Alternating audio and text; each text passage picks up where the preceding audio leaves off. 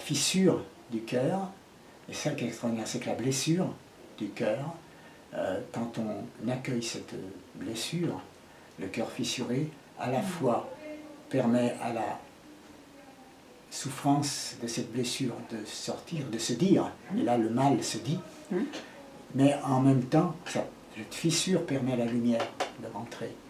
Mais la lumière aussi, elle est en nous.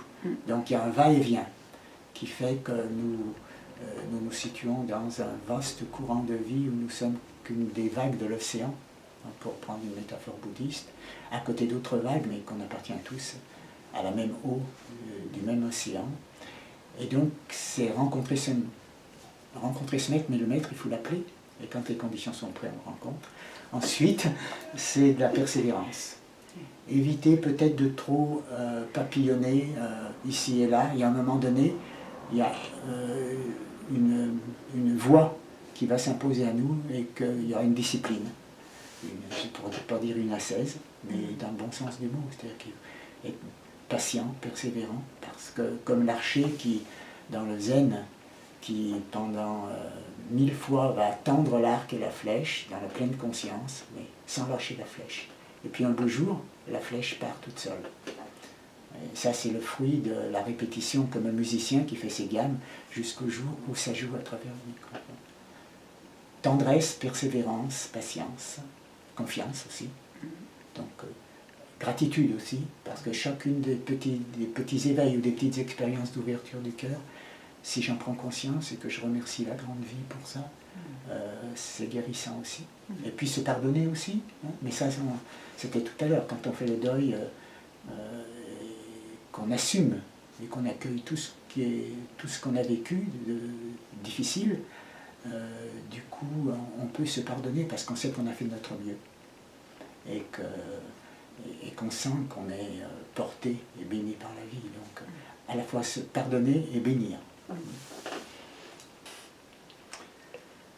Dans mon parcours, il y a beaucoup surtout dans mon enfance, beaucoup de blessures.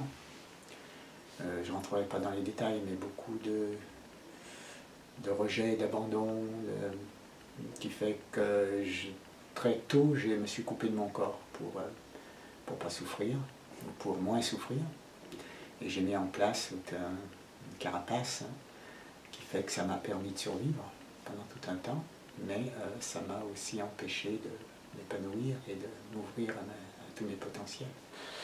Et donc tout le travail que j'ai dû faire tout au cours de ces décennies, ça a été de retrouver le lien avec le corps.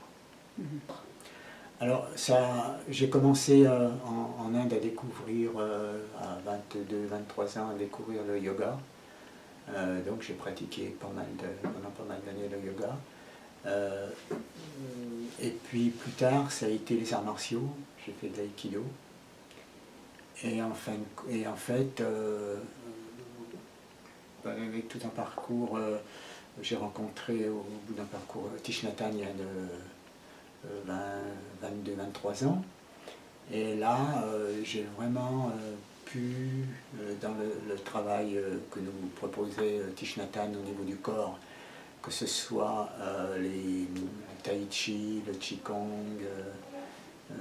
j'ai vraiment pu progresser pour réunifier corps et esprit. Dans le bouddhisme, on parle de corps et d'esprit, mais dans l'esprit, on entend à la fois le mental,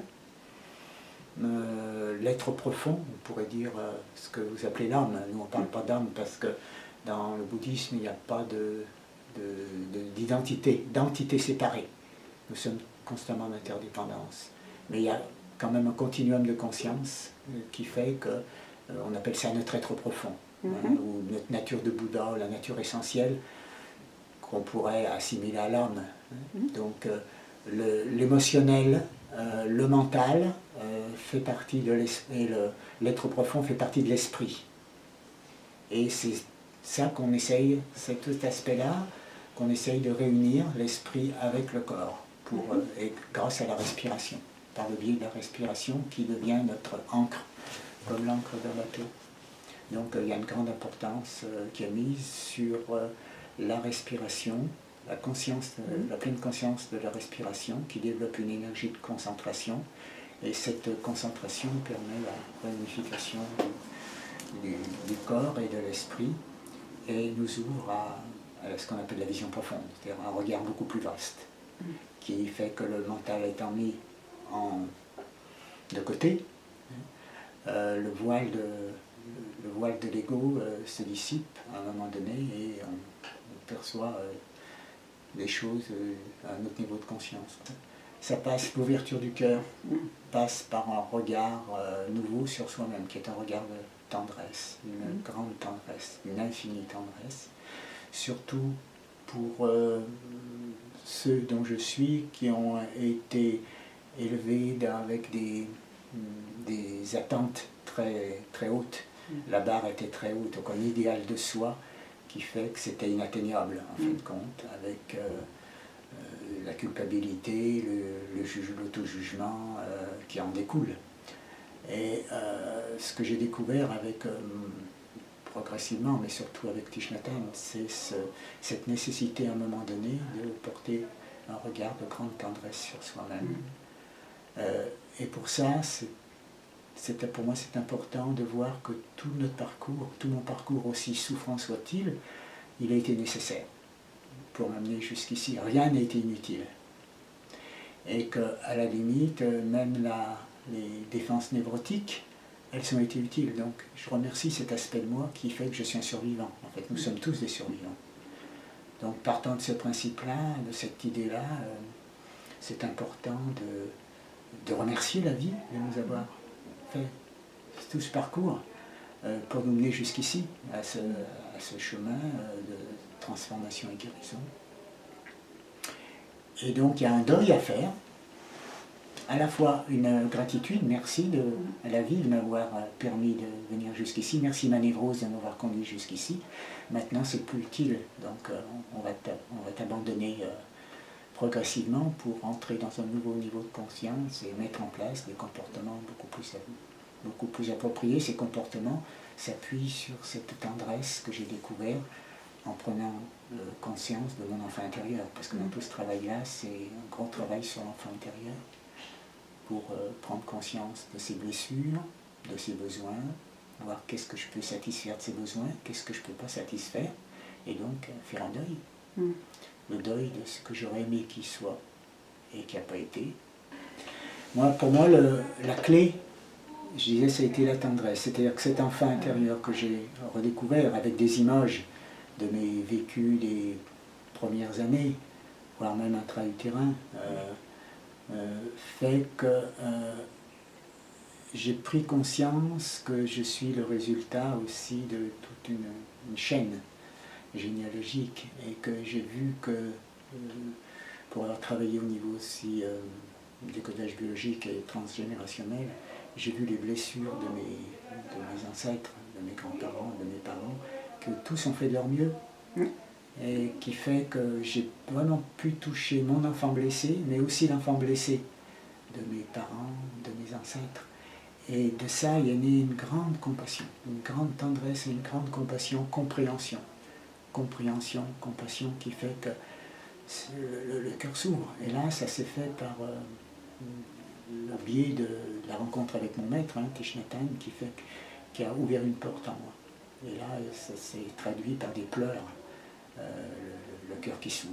Et pendant plus d'1 heure, ça a coulé, à la fois des larmes de nostalgie, mais aussi de joie, de voir qu'un espace d'amour, un espace vaste d'amour et de paix s'ouvrait en moi, et qui fait que, bon voilà, il y a un avant et un après, quoi. Après ça, je sais que la vie m'a porté, nous sommes portés par une énergie d'amour, et qu'il y a une direction. La vie a un sens comme sensoriel vivant qui se réveille en nous, et cette harmonie du corps, du cœur et de l'âme, on pourrait dire, nous rend vivants, nous fait rentrer dans le vivant, et dans l'énergie du vivant, dans l'énergie créatrice, pour nous mener vers notre juste place, quoi. Et ça se traduit aussi par le sens comme une direction, et comme une signification. Et quand il n'y a pas de direction, il n'y a pas d'axe porteur. Avant, j'étais désaxé. Quand il n'y a pas d'axe, on est désaxé. Et le fait de se recentrer, on entre dans son énergie. Et on pourrait dire que dans sa verticalité... Tout s'aligne. Et tout s'aligne, quoi. Hein. Alors, les chakras s'alignent, plus ou moins bien. Mais enfin, on entre dans un alignement et dans une ouverture du cœur et de l'esprit. Les deux vont de pair. Hein. Ouverture du cœur, de l'esprit et de l'âme, puisque vous parlez d'âme. Oui, ça fait partie d'un travail que j'ai envie de transmettre parce que je l'ai vécu moi-même. J'ai reçu d'Urkheim, dont j'ai suivi les enseignements pendant pas mal de temps aussi avec Arnaud Desjardins et puis après Thich Nhat Hanh, sur cette harmonie corps, cœur et esprit, âme, et la prise de conscience que quand on entre dans cette réunification, on entre dans le courant de la vie et dans l'énergie du vivant et on devient vraiment créateur. Mais pour ça, c'est important de laisser de côté l'énergie du mental. Donc toute la pratique de la pleine conscience et de la méditation nous aide à créer des espaces transitionnels, on va dire des intervalles entre le monde, je dirais mondain, classique, et le monde du sacré, c'est-à-dire le monde de la réunification. Le monde de la division et de la dualité est passé progressivement dans le monde de la non-dualité qui nous ouvre à une vision profonde et à une énergie de vie. Et quand on est dans cette énergie de vie, on devient créateur. Mais ça, je ne crée pas, ça crée à travers moi. Ça se crée, ça se fait.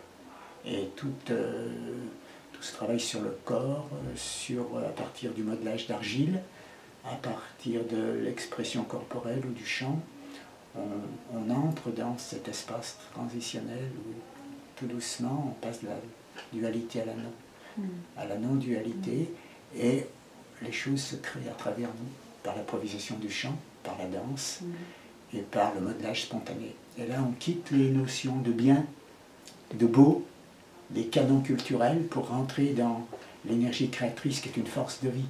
Et ça jaillit en nous. Le chant jaillit, la danse, le corps jaillit et la création des mains jaillit aussi. Et on s'étonne et on s'émerveille de voir que ça se fait à travers nous et qu'on est un canal quand on est